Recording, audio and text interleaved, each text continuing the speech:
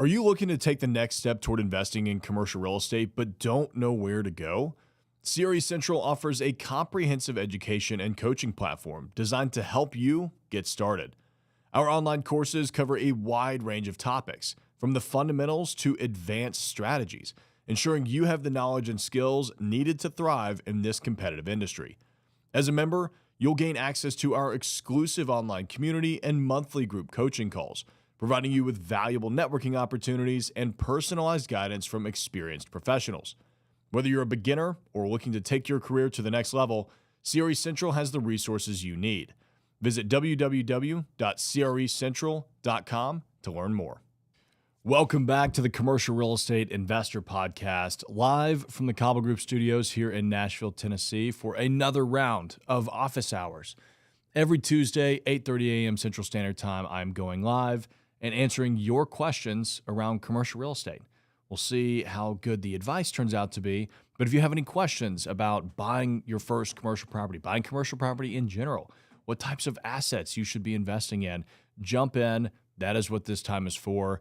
I'm here to give you a little bit of coaching. A couple of updates on me from the past week. I was out in Alabaster, Alabama, just south of Birmingham on Friday with one of my CRE Accelerator students, Marcus. He's down there developing flex space and actually just bought another office building that he is also converting into flex space. So we went down there to film a story of the deal for this channel. So keep an eye out on that. Hopefully that will be dropping here in the next 30 days or so. Phenomenal tour. I mean, Marcus really cares about his projects, really cares about his tenants.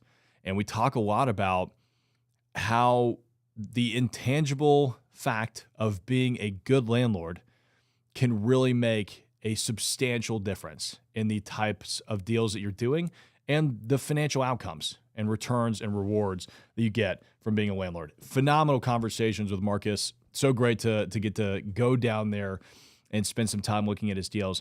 And when I tell you that he has built the most beautiful flex space I've ever seen, I am not exaggerating one bit. I mean, we're talking brick facade, cedar and metal overhangs, fully finished out interior warehouse space with, insulation, air conditioning. I mean, they're really, really nice. So it's something that a lot of people would not consider when it comes to flex space, but I think spending the extra money is worth it. And so we dive into that in that video. So keep an eye out for that one. That was a lot of fun. We are also in the midst of planning a CRE Accelerator Mastermind event here in Nashville, October 18th and 19th. Really looking forward to that one. It will be the first in-person meetup that we have ever had. So very excited to get to meet everybody. And it's a lot of fun getting to plan an event and figure out how we're going to show off Nashville, right? Because my students are, I think we have one from the Nashville area. I know we've got one up in Bowling Green, but other than that, we're from Wasilla, Alaska, all the way to Pittsburgh. They are all over the place. So it'll be fun to get to host everybody in Nashville, show off some things that are very, very, very Nashville while we're doing it.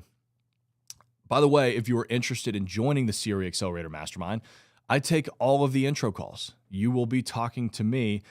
That way I get to learn more about you. I'm very picky and selective about who I bring into the Accelerator Mastermind because I'm spending a lot of time with this group. And so selfishly, I want to hang out with really cool people. So we've gotten an awesome group together, which has just made it so much fun for me. We had a group coaching call last night. I love just being around everybody. Speaking of masterminds, we are launching a second mastermind on October 1st. If you've been following me for a little bit, you probably are aware of that. But the Brokers Mastermind, if you are a commercial real estate broker, whether you are just getting started, you've been in the business for 3, 5, 10 years, that is the mastermind for you. Not only will it include a step-by-step blueprint of how to become the best broker possible, we're going to put you into a community of other commercial real estate brokers so that you can tap into that brain trust and learn from best practices of other salesmen across the country and saleswomen. And it's going to be a lot of fun. We're putting everything together for it right now. Logan and I are. It's going to be a phenomenal mastermind. If you want to sign up for the wait list, We are going to start sending out emails here pretty soon. We're going to have a lot of incentives for the founding 50 members. So if you're interested in doing it at all, highly recommend jumping in on that portion of it. Go to brokersmastermind.com. That is where you can join the waitlist. That way you can hear from us as soon as we have any announcements. And then, of course, this week, I'm actually getting to go on a little vacation, which is always nice. I've been putting in a lot of 10 or 12-hour days. And so, I guess when I'm on vacation, I'll be putting in 4 to 6 hour days. So headed out to Aspen to see my mom and hang out there for a week. Going to be a lot of fun. Really looking forward to it. I've actually never been to Aspen in the summer. So if you have any recommendations on things that I should do in Aspen, places that we should see, we're looking at whitewater rafting, of course, hiking. Y'all know I absolutely love to hike. So any recommendations there, more than welcome. Question of the day. If you are listening, if you are joining us live, I want to know, how do you plan to finance your next commercial real estate acquisition? Are you doing seller financing? Are you doing a joint venture? Are you doing a traditional loan? Are you using hard money? I want to know what's going on today. It's a very interesting market out there, and there's all sorts of different ways that you can go about financing a deal. I want to hear what you guys are doing. Charlie's saying hopefully seller financing. I agree, Charlie. That is definitely one of my favorite ways to do deals, especially in a day like today. That's actually what we talked about, Charlie's in the CRE Accelerator. That's what we talked about on our group coaching call last night. We went all in on seller financing, how to pitch these deals to sellers, how to structure them the right way, because seller financing opportunities, especially in a market where banks are a little bit scared and interest rates are as high as they are, you get to negotiate the debt terms. You can make deals work that otherwise just wouldn't work. Kyle's also in CRE Accelerator saying, I will finance my next deal by restructuring a current debt deal and or raising capital through an investor pool. I love that. Kyle, let's talk about that some more, because I've got a bunch of investors that are itching to get in on a deal. So maybe we can partner and go out and find some deals together. That'd be a lot of fun. Jorge saying, good morning, Tyler. Wishing you well. Great question. I plan to use seller financing for my first deal. Here's the thing. Seller financing allows it, whether it's your first deal, your 10th deal, whether you've got $1 or $100 million in the bank, it's the better way to get a deal done if a seller is willing to do it. So completely agree with that, Jorge. Glad to hear that you're planning on using that for your first deal. When you're going through the seller financing process, I mean, right, you're negotiating for the deal, but imagine also getting to negotiate with the bank. Typically, you don't really get to negotiate debt terms, right? Interest rate kind of is what it is. You might be able to push your amortization from 20 years to 25 years. You might be able to get a 6 to 12 month interest only period. But when it comes to seller financing, every single term is up for negotiation. So it just depends, which lever do you want to pull to make this deal happen? Vicken is saying, hey, Tyler, what's going on, Vicken? Good to hear from you. Eddie, hi, Tyler. Good morning. Good morning, Eddie. We want to stabilize our current project and then either refinance if rates go down or get a HELOC on it and use that money to start the next project.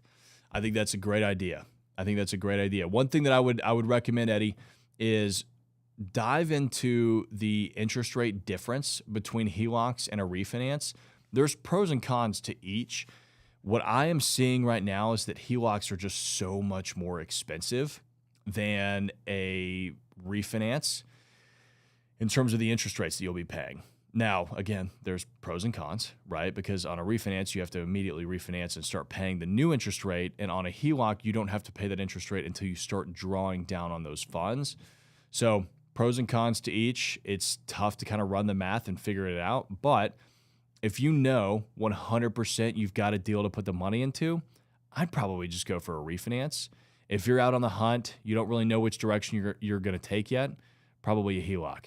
Those would both be great options for you. Vicken, Tyler, do you own property in Orlando, Florida?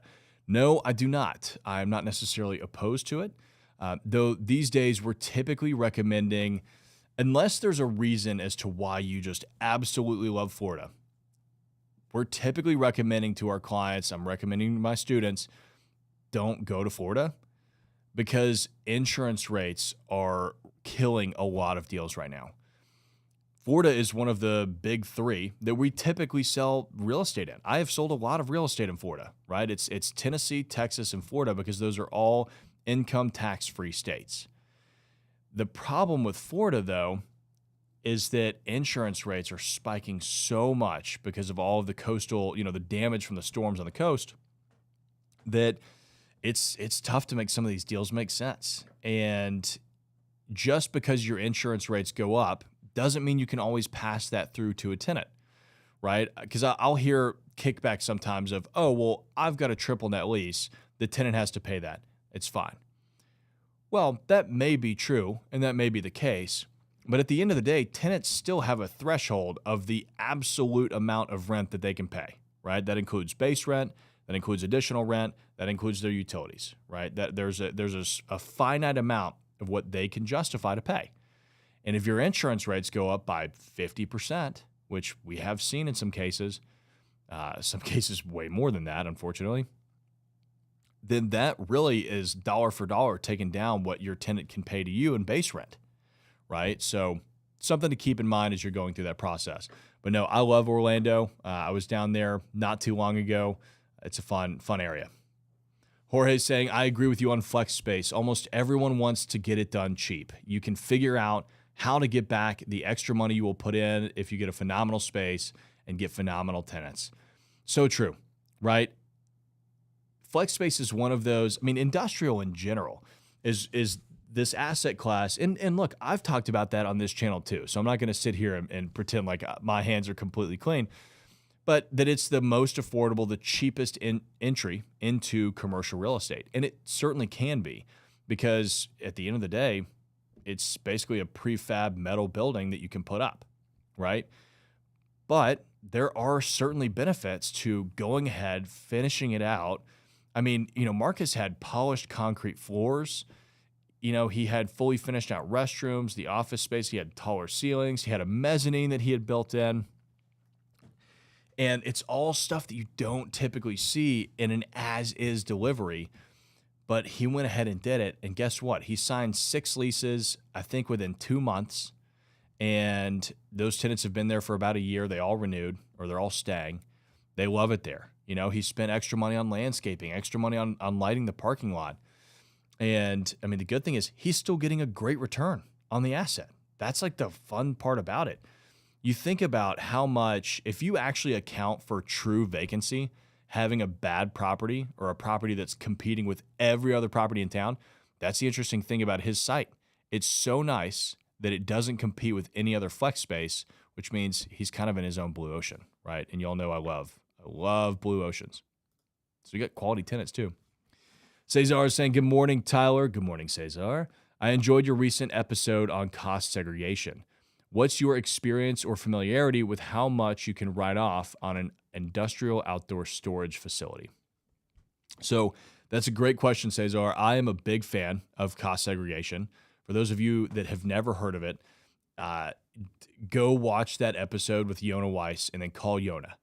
I mean, it is a great way to save money on your taxes. And I mean, let's put it this way. I did a cost segregation study on a $480,000 building that I bought. And year one, we were able to write off about $120,000 against our taxes. $120,000 write-off just for buying a building in year one. I think we paid $2 or $3 grand for the cost seg. So 100% it's worth it.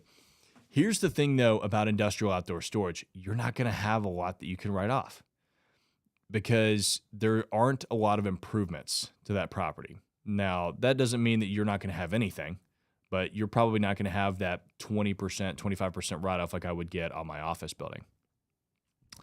You're probably going to be looking, closer to, I mean, it's going to be better than if you didn't do a cost seg study, but it's probably not going to be massive. The things that you'll be able to depreciate, like electric gates, right? Your lighting, probably your infrastructure underground, if you have any. That's something that I would certainly talk to a cost segregation expert about before moving forward on it, if the tax piece is a big component as to why you're buying real estate. If you need the tax write-offs, I mean, if you want to talk about like what is the number one property to buy to get, significant depreciation, car washes are massive because of all the equipment, right? the wash was actually a very good write-off for us because we bought all of the restaurant equipment. So it just depends on how you go to about structuring these deals. But typically, industrial outdoor storage, since it's mostly just land or paved parking lot, there's not really a lot that you can depreciate on that. Cameron is saying, I work as an analyst at a brokerage that specializes in retail, and I'm about a month out of getting my license. What advice would you give to getting listings starting out specifically for retail?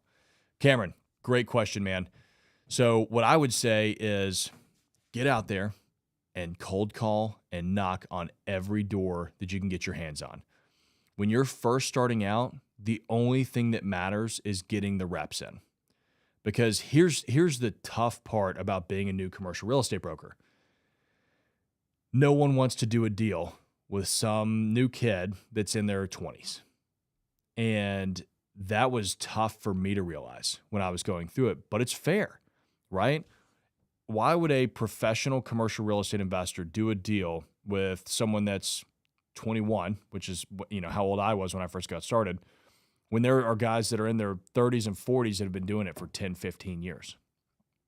And really what I ended up doing was cold calling pretty much all day just so that I could get used to talking to people, because that is one of the best skills that you can have, and you're perfecting your pitch. So go out, knock on every door. Don't get discouraged that it's not happening right off the bat.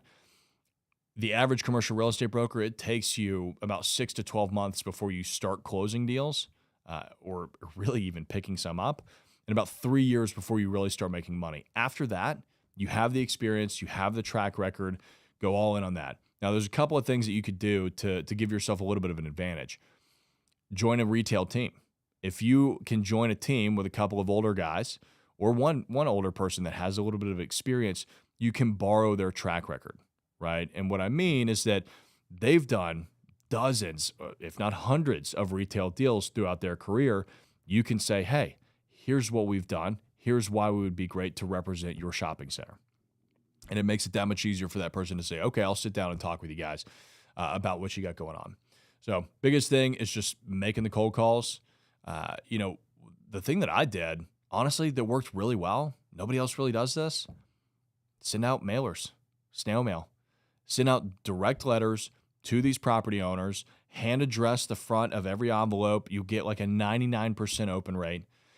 And I mean, I have a client that we still manage and lease their property to this day that called me 6 years ago after having one of my letters for about 12 to 16 months.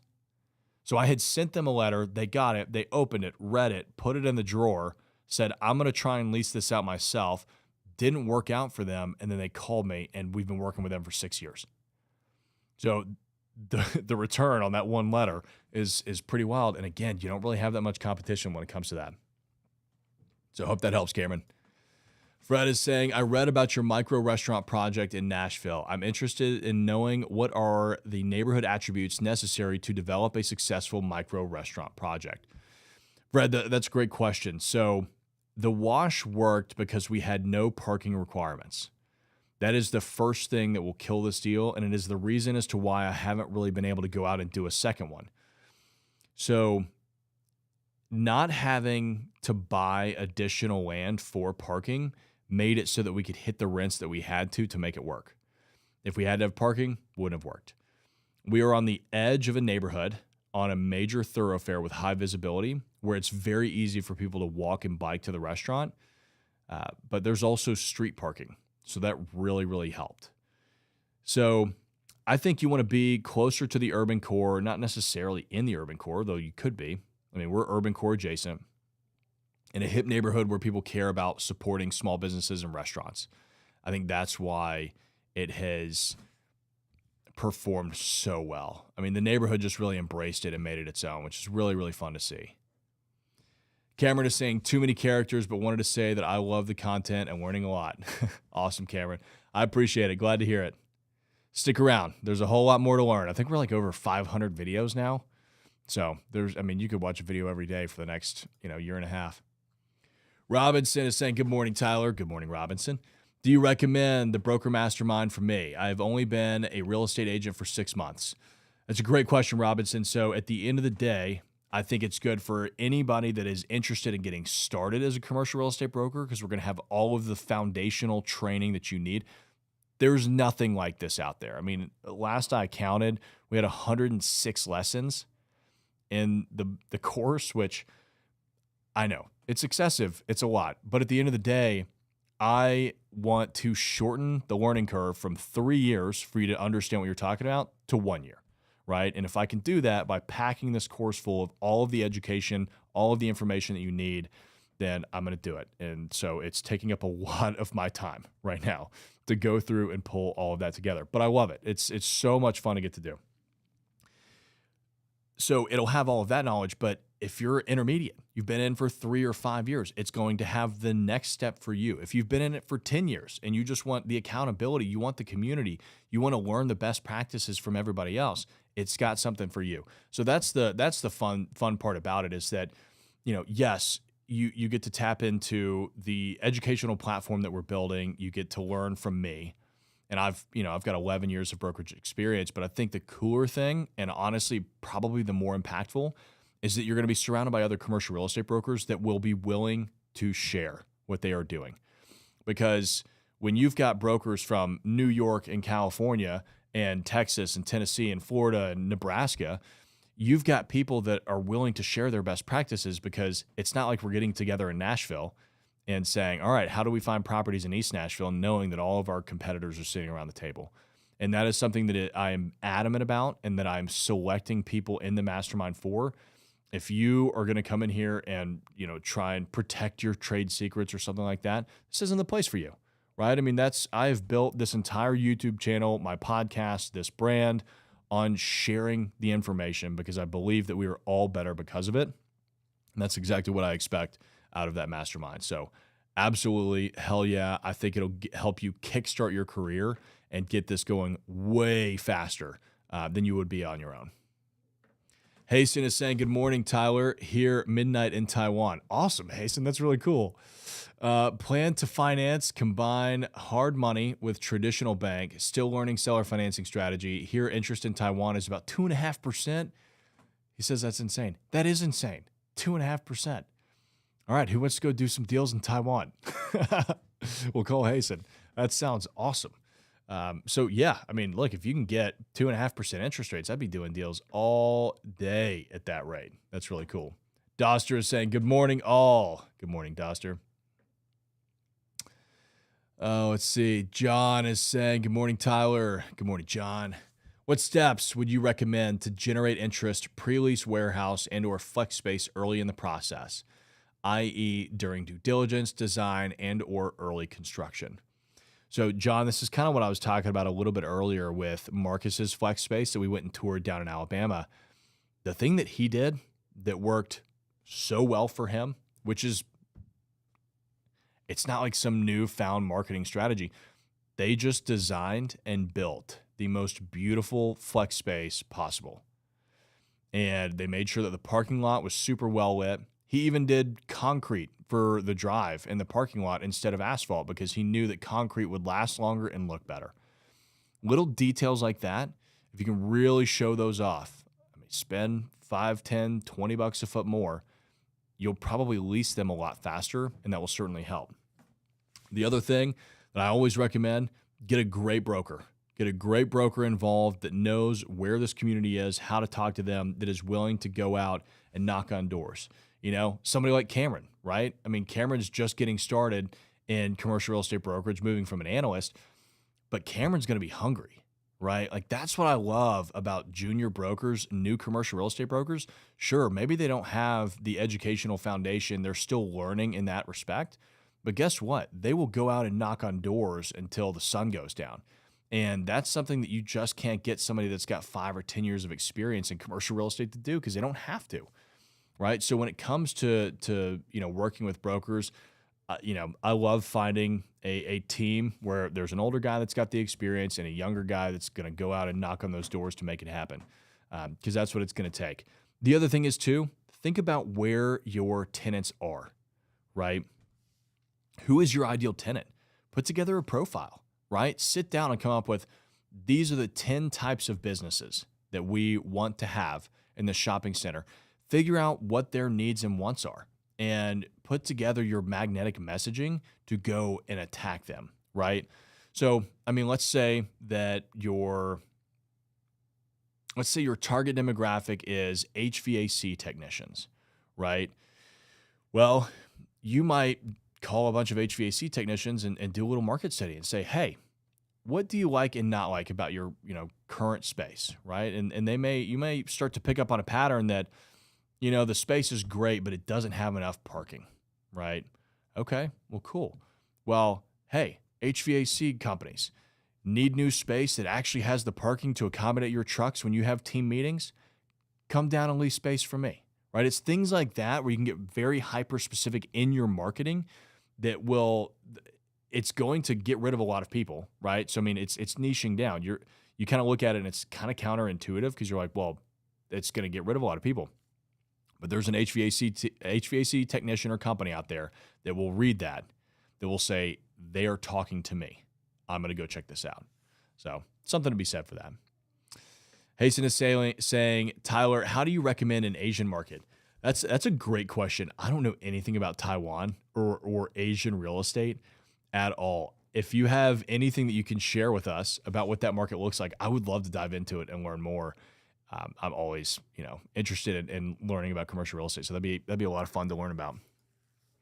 Cesar is saying, I enjoy your content a lot, how to execute, creative financing, sourcing, etc. But could you possibly make an episode on specific mathematical metrics to evaluate whether or not a deal is worth it?